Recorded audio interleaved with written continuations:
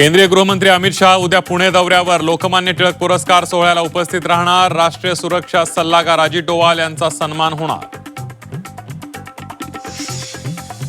अमित शहांच्या पुणे दौऱ्यावरून राजकारण तापलं। पुणेकर अमित शहांना विरोध करतील, त्यांचे हात विद्यार्थ्यांच्या रक्ताने बरबटलेत। खासदार संजय राऊत यांचा हल्लाबोल।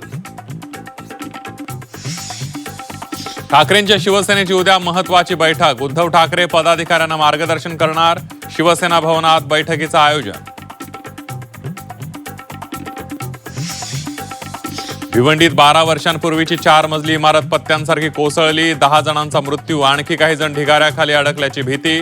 अजूनही बचाव कार्य सुरूच।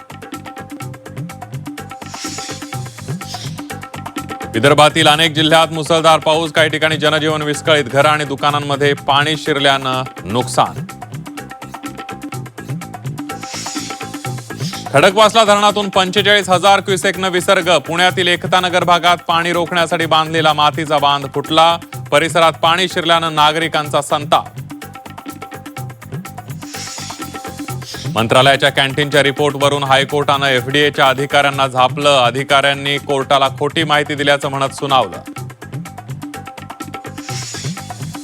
मतभेदांमुळे राष्ट्रवादीचे विलिनीकरण अशक्य असल्याची चर्चा। नेतृत्व कुणाकडे यावरून विलिनीकरणाचं घोडं अडल्याची सूत्रांची माहिती।